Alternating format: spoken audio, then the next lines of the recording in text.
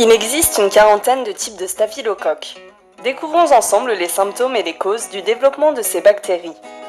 Les staphylocoques sont des bactéries qui se retrouvent fréquemment chez les personnes en bonne santé, habituellement dans la muqueuse du nez.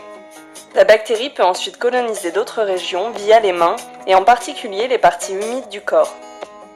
Les bactéries de type staphylocoque se transmettent de plusieurs manières. D'un individu à l'autre si une lésion est purulente, à partir d'objets contaminés, mais aussi lors de l'injection de toxines. Les staphylocoques sont à l'origine d'affections de la peau, le plus souvent bénignes comme l'impétigo. Mais le staphylocoque doré peut entraîner des affections plus graves comme certaines formes de pneumonie et de méningite bactérienne. Ce type de bactérie est également une des principales causes d'intoxication alimentaire liées à des cas de gastro-entérite. Lorsque les staphylocoques dorés se développent dans la circulation sanguine, ils peuvent se fixer dans les articulations, les os, les poumons ou le cœur. L'infection peut se révéler très grave et parfois même être mortelle. Ainsi, un staphylocoque peut entraîner une septicémie ou encore un choc toxique. Les personnes dont le système immunitaire est affaibli et celles souffrant de maladies chroniques sont les plus touchées.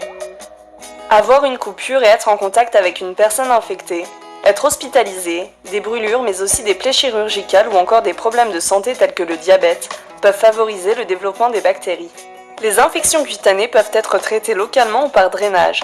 Des antibiotiques peuvent aussi être prescrits.